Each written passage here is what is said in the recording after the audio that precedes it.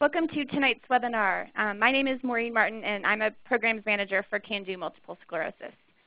Thank you for acting on the belief that you are more than your MS by attending tonight's webinar, Forming Your Healthcare Team with Patricia Kennedy. I want to start tonight's presentation by talking a little bit about CAN-DO MS. CAN-DO Multiple Sclerosis is an innovative provider of lifestyle empowerment programs for people with MS and their support partners. We are the start of a whole new way of thinking about and living with MS. CAN-DO MS empowers people to move beyond their MS by giving them the knowledge, skills, tools, and confidence to adopt healthy lifestyle behaviors, actively co-manage their disease, and live their best lives. CAN-DO MS launched our new website last summer, www.mscando.org. Please visit the website where you can register for upcoming webinars, listen to archived webinars, check out our upcoming CAN-DO MS lifestyle empowerment programs, share your CAN-DO promise, and learn ways you can contribute to or get involved with CAN-DO MS. So just a few housekeeping items before we get started. Pat will address questions and comments throughout and at the end of the presentation, and we encourage questions and comments throughout. So to ask a question, you type your question in the chat feature, which is located on the left side of your computer screen. So you should see a box on the left side of your computer screen that says chat. So to submit a question, you just type in the small box that says chat with presenters. This presentation is being recorded and will be archived on CAN-DO MS's website. You are more than welcome to view the presentation again, and if you've missed one of our other webinars, you can find the archived version on the website. For those of you who are attending live tonight, you will receive an email tomorrow with copies of this PowerPoint presentation. As many of you discovered when you logged into the webinar, new in 2011, you can listen to the live webinar through your computer speakers rather than having to call in. So the job of the live participants tonight is to, number one, submit your questions and comments into the chat box. Number two, complete the evaluation at the end of the webinar. And three, review the webinar schedule and register for the upcoming webinars. So we have a great speaker tonight. Patricia Kennedy has been working in the field of MS since 1987. For most of her MS career, she's been providing patient care. Pat serves on the board and is president-elect of the International Organization of MS Nurses. In addition, she serves as a clinical consultant for the National MS Society and is a member of the Client Education Committee. She is active in the Consortium of MS Centers and is on the editorial board of the International Journal of MS Care. In addition, Pat is the nurse educator for CAN-DO MS. So welcome, Pat. Before we get started with tonight's presentation, let's just do a quick survey to get a feel for who's on the webinar with us tonight. So I just put a survey up on the screen, and it asks, please tell us about yourself. Are you a person living with MS, a support partner, a healthcare professional, or other? We'll give a couple seconds to let everyone get their answers in. All right. So it looks like about 93% is a person living with MS, about 7% is a support partner, and about 7% is other. So that's a great group. So with that, I will turn it over to Pat. Well, good evening, everyone. I'm thrilled to be here with you tonight, and it's an interesting topic. Forming your healthcare team, and many people probably wonder, what is that exactly? Well, one of the big things we like to promote at CAN-DO MS is helping people to take control over their MS. And I think many people are diagnosed with MS and other chronic diseases too, of course, but they're diagnosed and they have this sense that they're sort of a solo participant in this disease process, and that they're not too sure who to turn to for the answers that they need. And I know from attending many programs with many people living with MS over time, but even more so lately, that people are not always aware of the people in the healthcare community and in the community at large who are there and can offer assistance and be there for you in your journey with MS. So that's why we felt that having a topic such as this tonight would be, excuse me, quite fitting. And we hope you'll find some value in this, and we're going to go ahead and get started with that. So I have a little survey myself, and I would tell you, start with saying, does your MS care, the person or people who take care of your MS, does that care mostly come through your doctor? Yes or no? And give you just a few seconds here to answer that.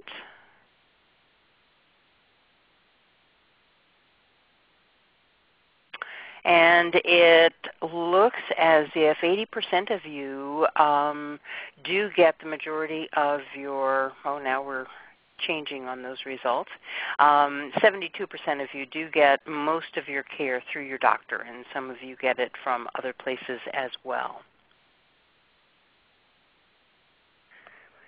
So who do you use for your MS care? And check all that apply. So we have, for choices, primary care physicians, neurologists, physical therapists, occupational therapists, speech-language pathologist, psychologist, and MS organizations. So go ahead and check all the ones that apply to you as to the people you touch base with to help you take care of your MS.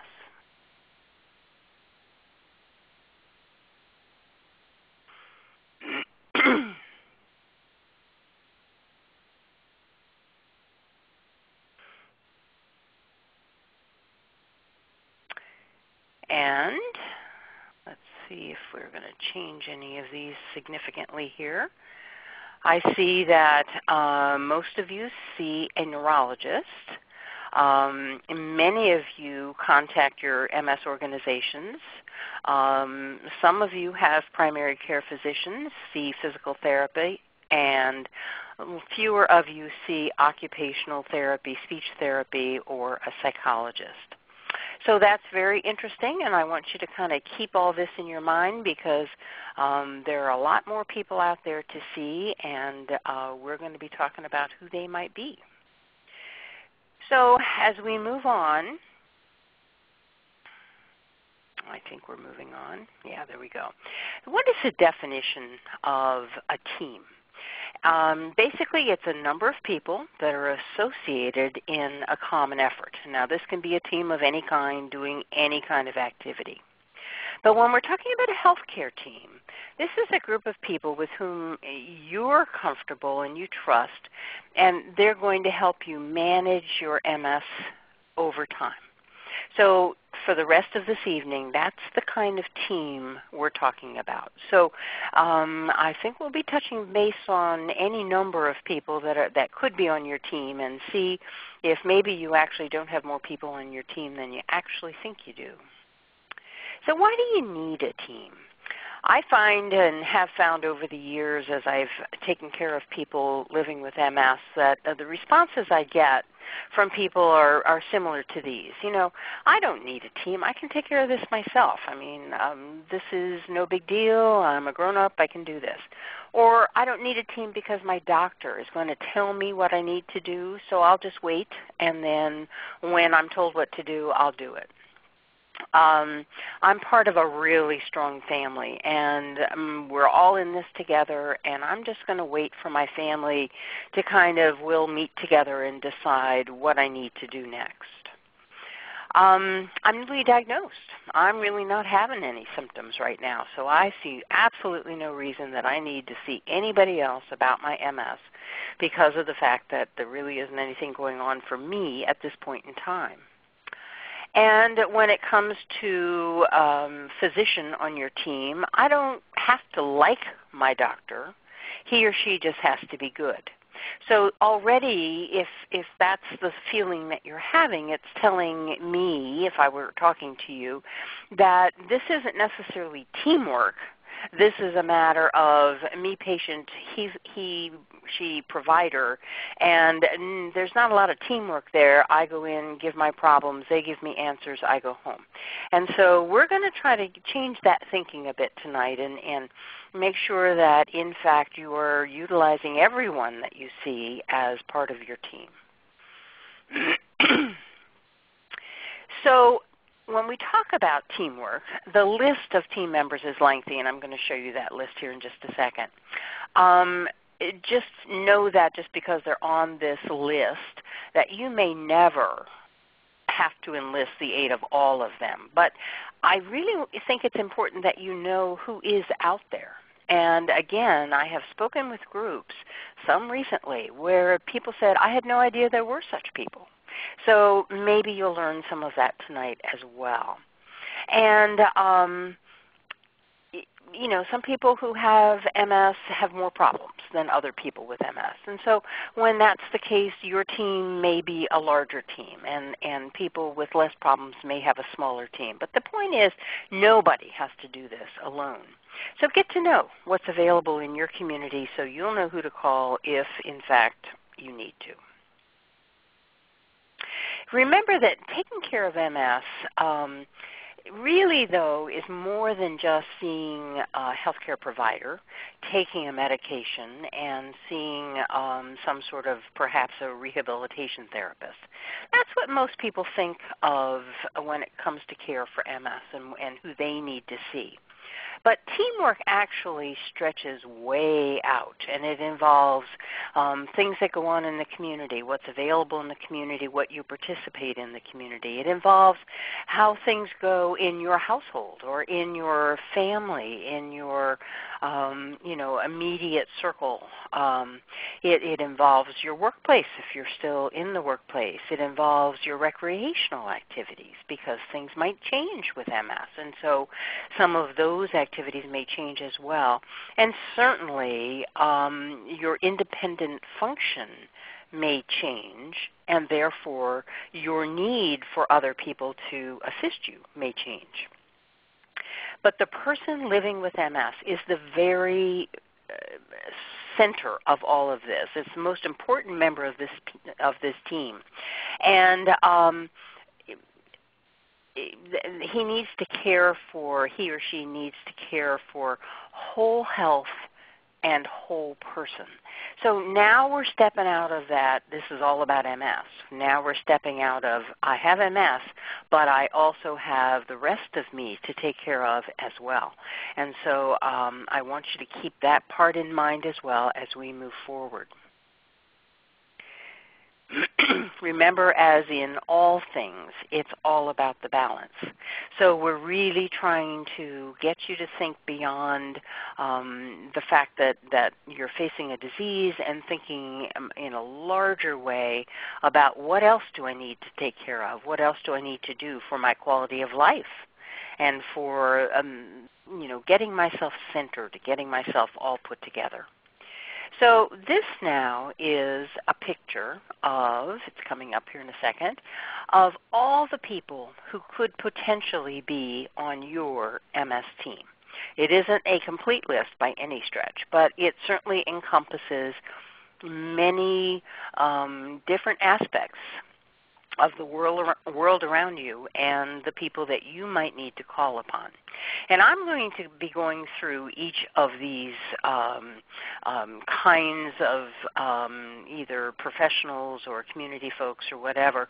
I'm going to be going through each of those so you know what they do, but just understand that you might utilize some of these people or all of these people or maybe just one or two. But just be aware of who they are and then call upon them when the need arises. So if we start off, let's start off with primary care providers. Now I noticed that, and it could be the way that the question was interpreted, but I noticed that many of you saw neurologists and there were less people answering that they had a primary care provider. One of my suspicions about that is that when I would talk to patients in my practice and I would say, who is your primary care provider? Sometimes the answer it was, you are. And in fact, I am not a primary care provider, and most neurologists are not. So a primary care provider is usually a family practice physician or an internal medicine provider, and these can be physicians or physician assistants or nurse practitioners. So anybody in that realm, but it's usually that broader background of family practice or internal medicine. Typically, the primary care provider does not independently manage a person's MS. Now, that does change. If you live in a rural area, that may be who you have to see, and that may be the choices that is made with you and your physician. But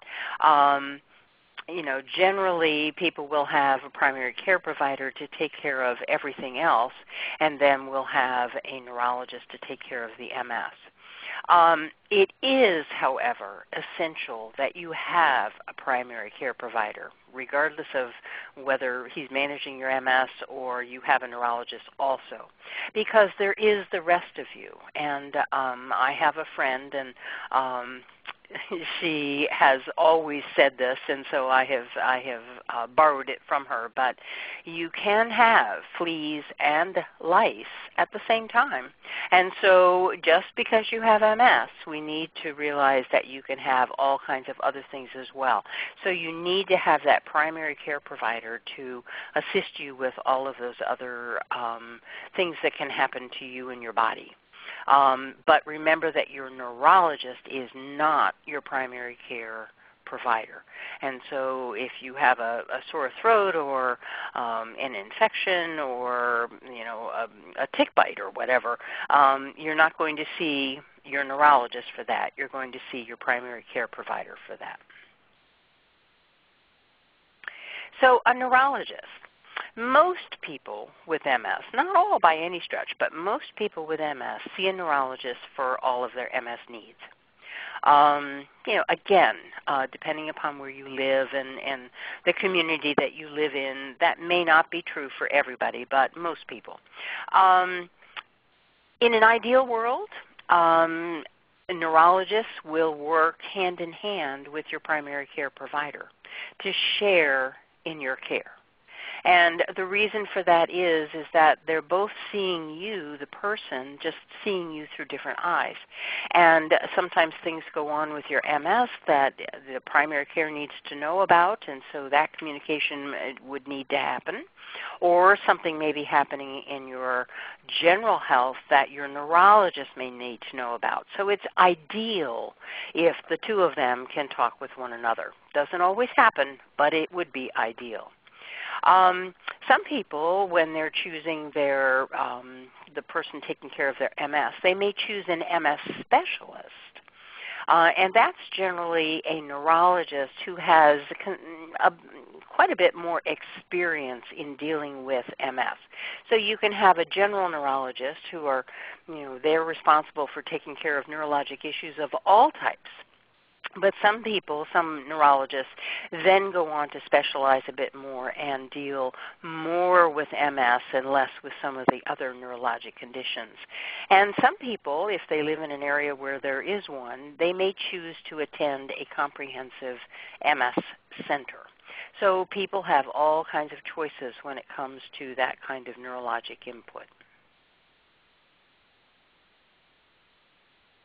An MS nurse, I would have to talk about that being one, of course, but this is a nurse that is not present in all offices, and we wish that that were not so, but it is. You'll find them in comprehensive MS centers. You'll sometimes find them working in offices where the neurologist is primarily an MS neurologist, but sometimes it's the reality of economics and supply and demand that there isn't a nurse in every office. But if there is, an MS nurse is somebody with expertise working with MS patients.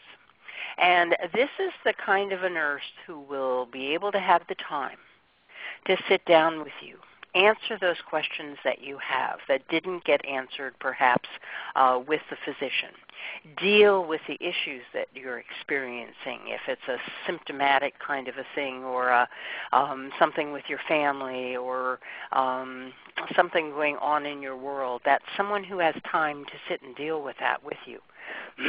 Listen to the problems that you bring to the office.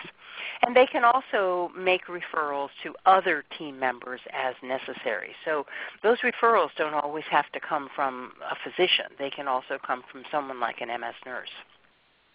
MS nurses are also really good about talking about symptom management. So when somebody says, boy, I'm having problems with my bladder or my bowels, this is someone who says, oh, well, I can help you with that.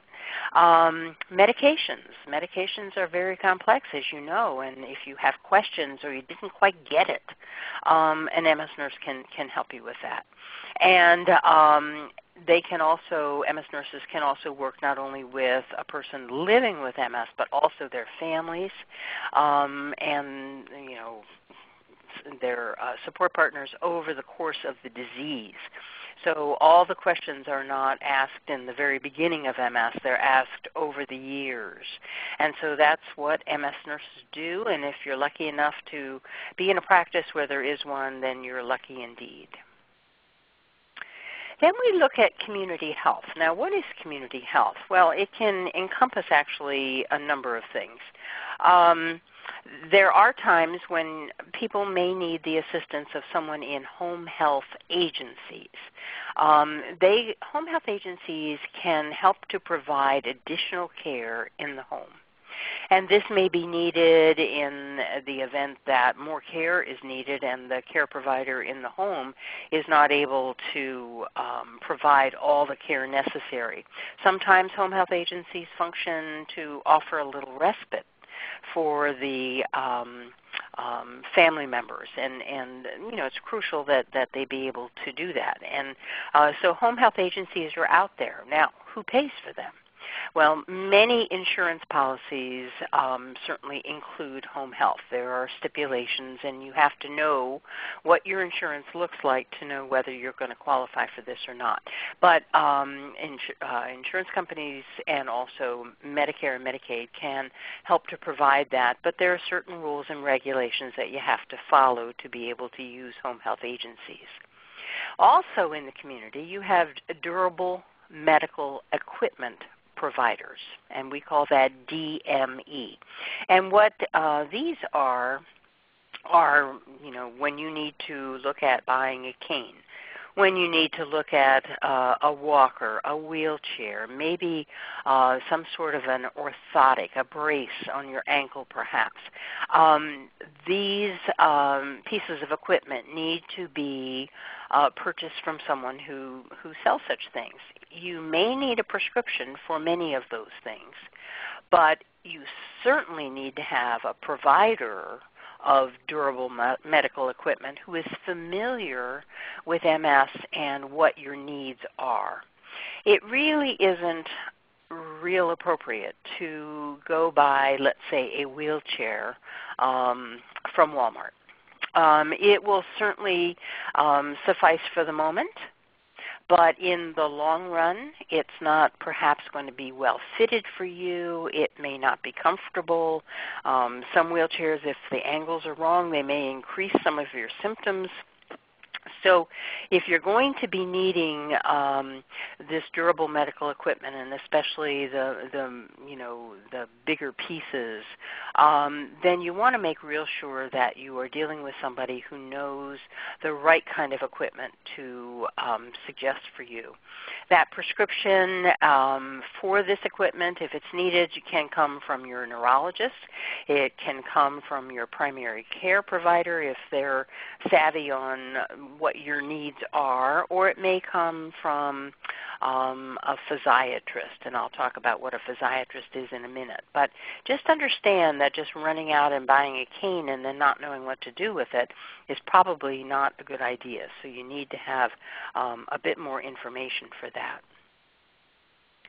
So the next one to talk about is a physical therapist. And what do physical therapists do? Well, they evaluate the strength that you have, the balance, that you are experiencing, your mobility, your posture, and many other things. But those are 4 of the really important things that they do. And what they do when working with you is they evaluate what's going on with you, and then they help to provide a plan that's going to help to improve the situation that you're experiencing. So the plan for every one of you from a physical therapist is probably going to be different, because it is very much tailor-made to that individual and that person's needs. Now, a physical therapist can see you in the office and then send you home to carry out this plan. So it isn't that you go in on a day-to-day basis and see that therapist. They give you the plan. Then it's up to you to follow through with it. They also can be really good ones to tell you, you really could use, and then suggest perhaps some sort of DME. And then once you purchase that, then they're the ones to show you how to use it. I remember with a fracture once being told that I needed first crutches, and then secondly, then a cane, and I didn't know how to use them, either one of them. It was a dismal thing, and probably many of you don't know how to use them either, unless someone has taken the time to explain to you how to use it, and that's what PTs can do. But with MS, and many of you can attest to this, things change over time, don't they? So what's good for today with your physical therapist, you go out, you do what's suggested, things are, you reach a place where, hey, things are going along pretty smoothly, and then with another exacerbation or a change in function, then you're probably going to need to go back to the physical therapist and sort of redesign your program, because things don't always stay the same. And I know most people would like to say, well, good, that's done, don't have to do that again. But in fact, it's a work in progress, and you probably will need to revisit a therapist several times, maybe many times, over the course of MS.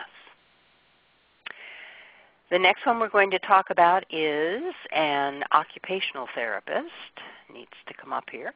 And what occupational therapists do is more of a mystery to people than what a physical therapist does.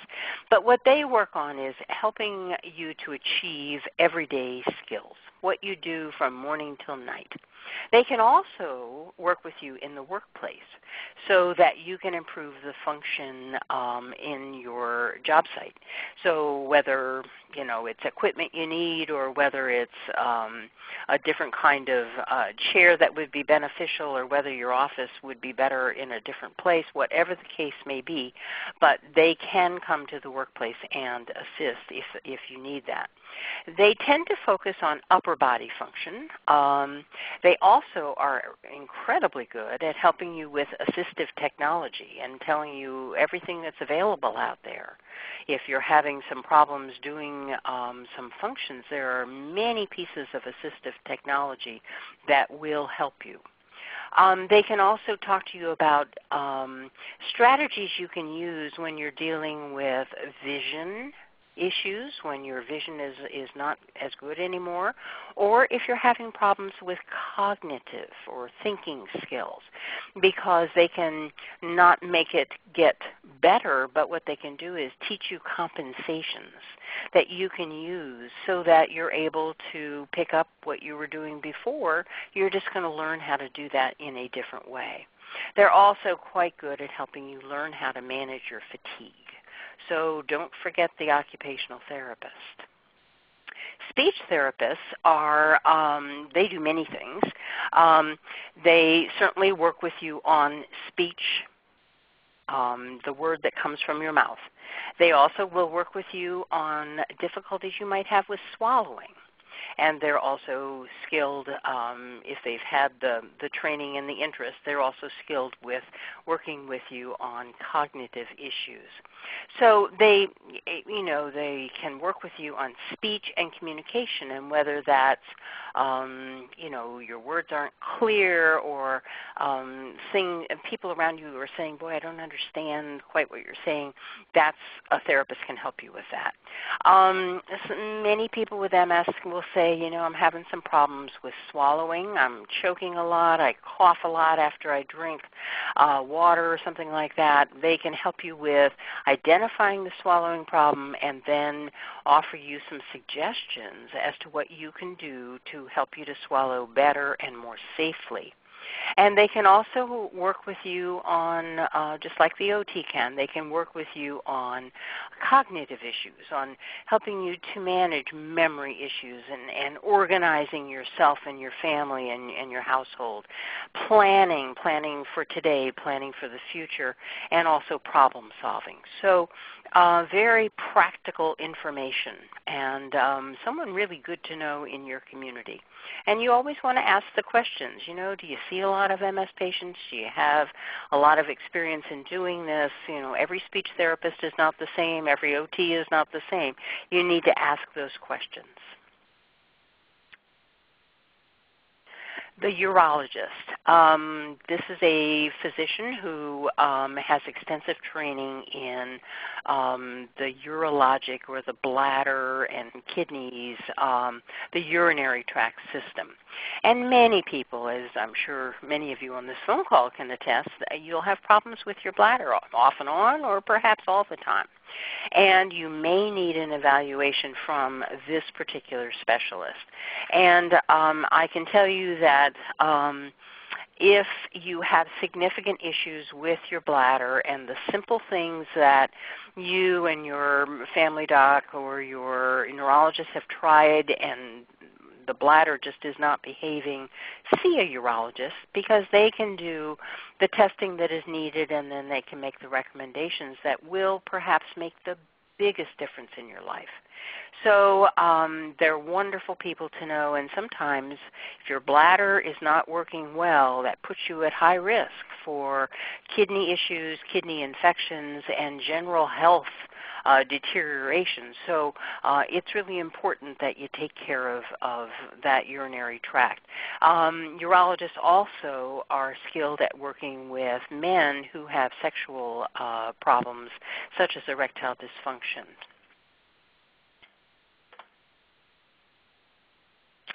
Now, here's a word, physiatrist, and some of you may or may not know what a physiatrist is. But a physiatrist or a rehabilitation physician is in fact a physician. And these are board-certified physicians who specialize in rehabilitation and physical medicine. Now, just as many physicians go off and become more specialized even after that, many physiatrists may not have the experience in MS management. They may be into dealing with pain or dealing with other issues that people may have. But some physiatrists are quite skilled in working with people living with MS. And when you have a physiatrist that is skilled in this area, they're able to work with your rehabilitation team, the PTs, the OTs, the speech therapists, and the neurologist. And they help to coordinate all that care. They can serve sometimes as that team leader in getting all that care pulled together. And they're very skilled at helping you function better, but also feel better. They're sort of pulling in those loose ends, and they're wonderful people to have on your team. So if you're experiencing multiple issues and you live in an area where there is a physiatrist with MS experience, I would get that person on your team, because I think you will find them extremely helpful. The next person is a psychiatrist, and this is a physician. And psychiatrists obviously work in the mental health area, but they are used today, in today's medicine, they're used most often to prescribe medications for psychiatric issues. Some of them do therapy, but many of them follow you with the medications needed and, see you as often as you need to be seen to try to get those medications regulated. But they may be part of your mental health team. They may be the prescribing part of your mental health team. Then we have psychologists and neuropsychologists. Clinical psychologists primarily focus on individual and group counseling. Psychologists also work with families. So these are the folks who sit down and do that talk therapy with you, with your family, with groups of you. Neuropsychologists, they are psychologists, but they also, one of their big focuses is doing neuropsychological testing. And these are tests that help to analyze how well you're thinking, how your cognition is. Sometimes, depending on the testing, they can sort of ferret out how much of this might be depression or other mood issues as well as cognitive issues. And then they can analyze those findings from the testing and then direct future care to address those particular findings. So again, important to know who they are, so if you are in need of that kind of testing from neuropsychologists, you know who they are, and that clinical psychologists are there to help you with the more day-to-day counseling needs. Social workers, some social workers have taken additional educational coursework and have themselves become licensed as mental health professionals. And they also do counseling for individuals, for groups, for families. And there are many out there who are just so skilled at what they do. Now, both psychologists and social workers cannot prescribe, but they certainly can do therapy. Other social workers have focused more on helping people, families, and individuals with MS figure out what their needs are, what they, whether it's a financial need or whether it's planning for the future, whether there are services that are needed, and then they help to work both with their clients as well as with the system to see if there can be a match, getting people the things that they need. And so that's another thing that social workers can do. Support groups. And I'll wager that some of you on this call participate in support groups. And support groups vary across the country and across communities. Some are professionally run.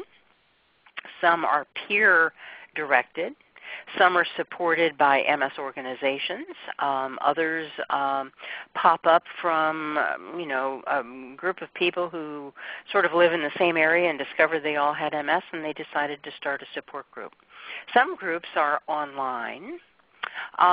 Every support group, though, is really different. And so I can't say to you that all support groups are good and you should be in one.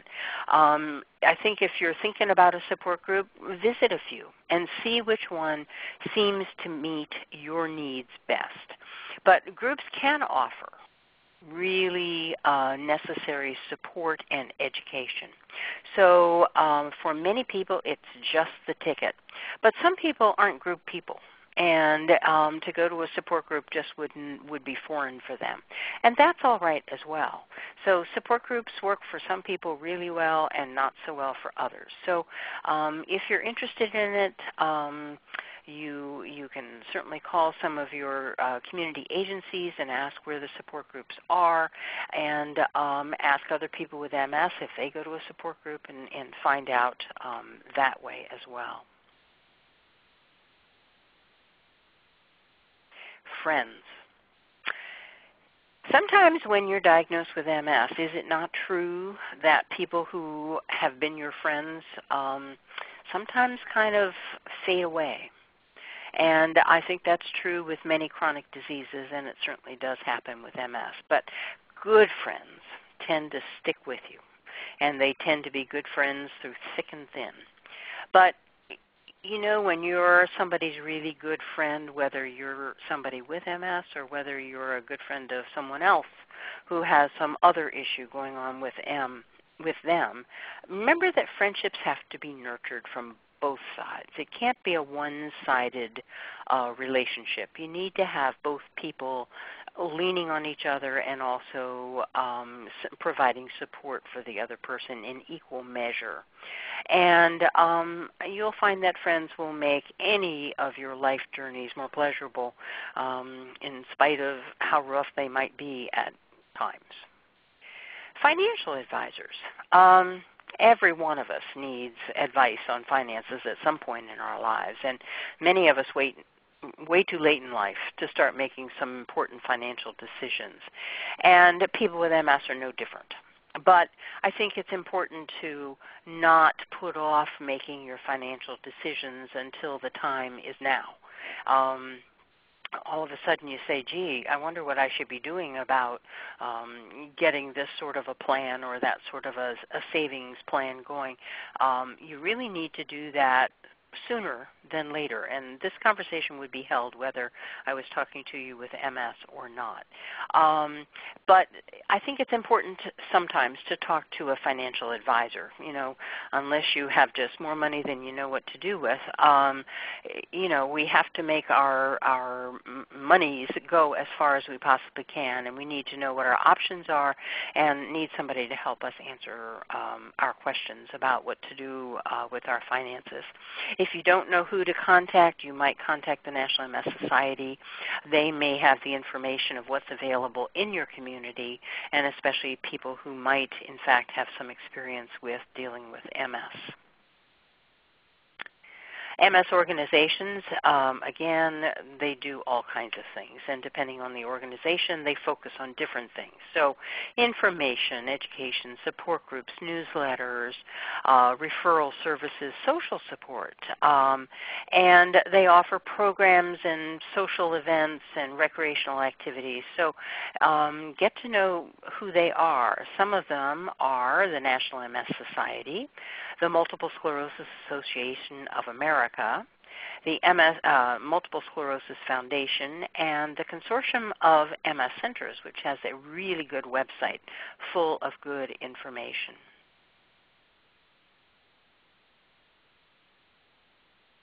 So, forming your team.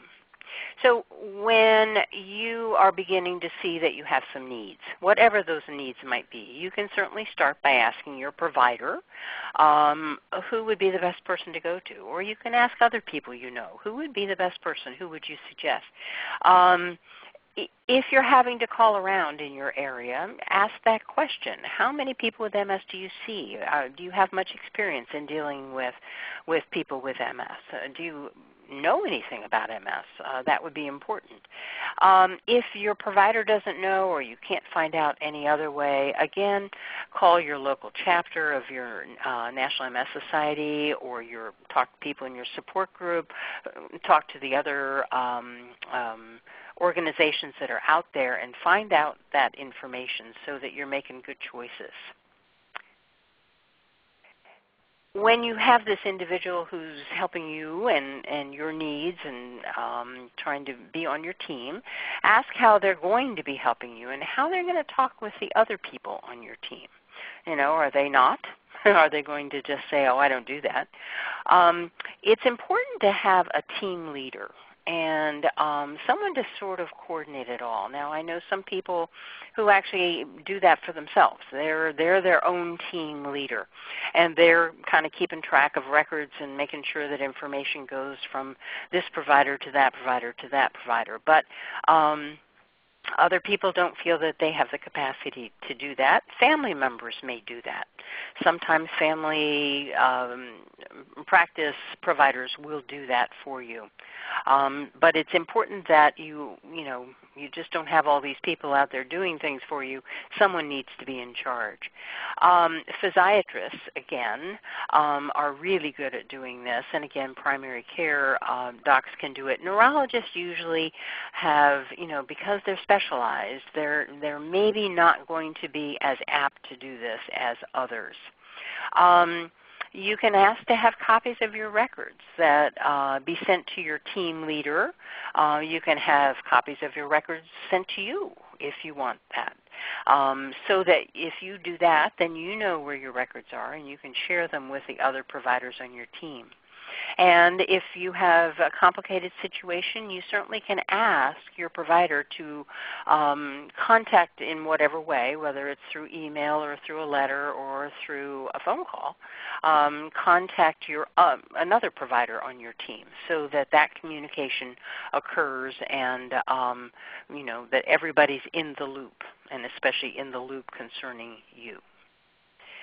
So as your needs for team members change, it may grow or decrease as things get better, you're going to feel so much more supported if you have that team around you. You need, of course, your family and friends so you don't become socially isolated. Remember that family and friends are not mental health workers, though. And I think we do tend sometimes to cry on our friends' shoulders, but if you're really, truly having some significant mood issues, friends and family can be friends and family, but you probably need a professional to help you with mood issues. And use both family and friends for the value that they bring. I so often hear about people who pull apart at times of difficulty in MS. And so it's important that you hang on to those support people because they're going to help you get through the rough patches.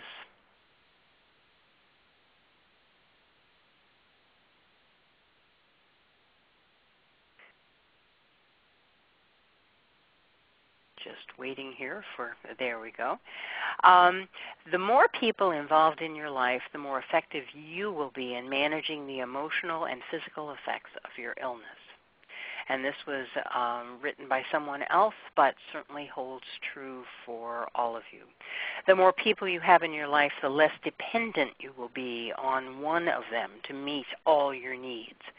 The support of friends and family can have a huge impact on the quality of your life with MS. And so what you're hearing here is you want to surround yourself with professionals and family and friends, but you don't want to be on an island by yourself.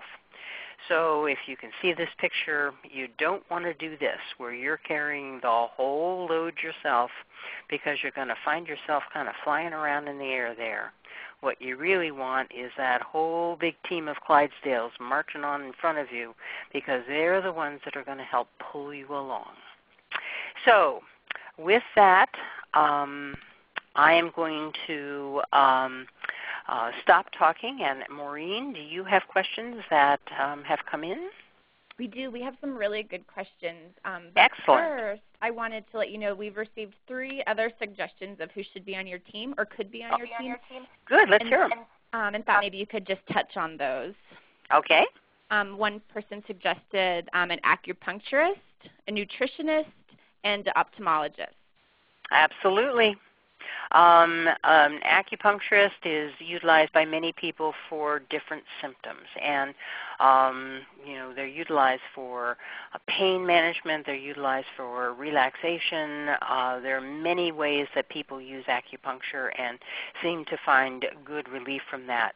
An ophthalmologist, that, clearly, as I said, that circle was not complete. An ophthalmologist, especially if you're having visual issues as a result of your MS, you need an ophthalmologist. And not slighting the optometrist, but an ophthalmologist is a physician, and sometimes as vision changes and significant issues occur with your eyes, you need to have that ophthalmology training to help you deal with what's going on. And the other one was a nutritionist or a dietitian, and they're different. And different training. So I will just say that having someone who can advise you on the nutrition that you need to be your healthiest self is very much a part of your team. And if you don't already come with that imprinted in your brain, then utilize the services of someone like that. That's great. Thank you, Pat. So the first question is really good. How do I get my medical care to feel comprehensive instead of just feeling like therapy and or drugs are just thrown at my symptoms? Well, and I think I would wager if we could ask everyone on this call, you're not the only one asking that question. This is that piece where people need to communicate. There needs to be a team leader. Someone needs to be in charge of making sure that the various pieces of your care are being communicated with other people. If you're, let's say you feel as if, you're being told, here, take this medication, that medication, bye, see you in 6 months, then I'm thinking this is not a provider who is really part of your team. I feel like this is a provider who's just doing the provider thing and not really talking with you. And this is where you get to advocate for yourself. You get to empower yourself to say to that provider or multiple providers perhaps, you get to say, I would really like to talk this through. I have questions. It really helps when you take those questions in with you because then you don't get flustered. And you're able to say, I would like to talk further about this. Why are you prescribing that? What can I expect from that? If I don't see results in 6 weeks, what should I think about that? But begin to ask all those questions. And if that provider continues to not satisfy those answering those questions and making you feel more included in your plan, then maybe it's time to think about another provider. I'd work real hard at it and try to make it work.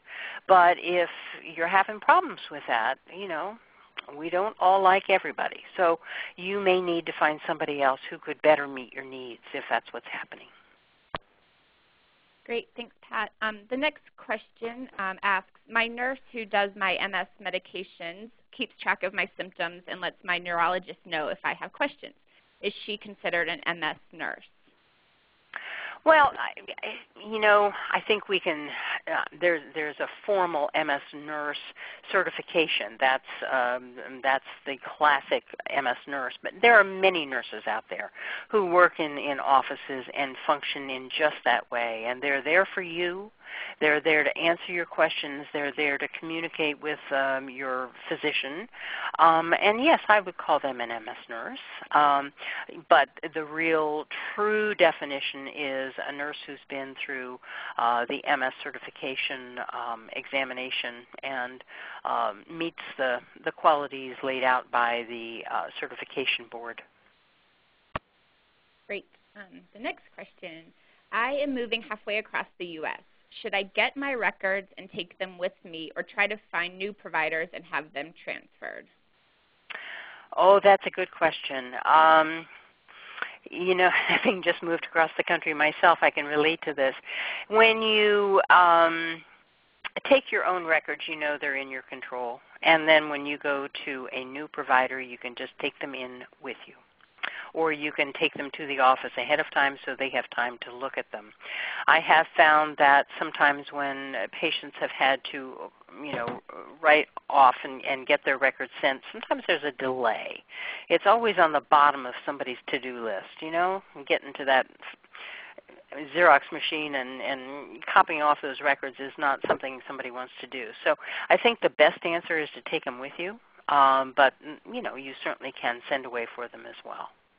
I think if you're, going to a new location and you're trying to find a new doctor, the first one might not be the right one. So don't drop off all your records and leave them there if you don't feel like this may be the doctor you're going to stay with. You can kind of hang on to those records. They can make copies and have them for their files, but you can hang on to them for yourself as well because you may change doctors.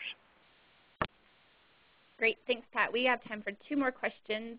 The first one, I'm sure this is, some other people have this question. My insurance company offered a person who can help me with managing my health and decisions.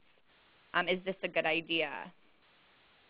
It is. They're called, well, they get called different things, but case managers comes to mind. And they're, it's a two-sided thing.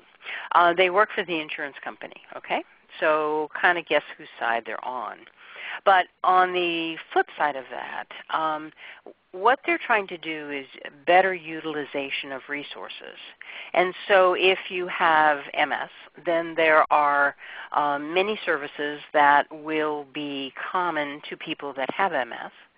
And so when those things get ordered for you by your physician, then they fall into that, oh, this person has MS, yes, we'll okay that. So it makes it a lot smoother and easier for you to have this person kind of looking out for you. I'm on my jaded days. I wonder sometimes if they're thinking about more the bottom line and less about you. But I do think in theory that they really do a good job. Great. We'll go one more question and then give you a minute or two to kind of do any last closing remarks. How do you find an MS nurse? You will normally find them at a comprehensive MS center. But I have friends all over the country that are MS nurses, and they're in individual practices.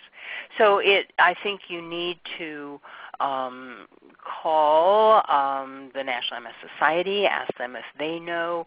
You certainly can call different providers and ask if they have an MS nurse in their practice, and just ask around. We regret as nurses that there aren't more of us being utilized, but again, I know why, and it's usually an economic issue, but we're pushing, we're lobbying for it, but I think you have to ask around to find out where they are. Great, thanks Pat, and any closing remarks? Well, it's been fun talking with, I'm talking to you. I wish I could see your faces. And I hope that this is information that, if not needed today, will certainly be needed in the future.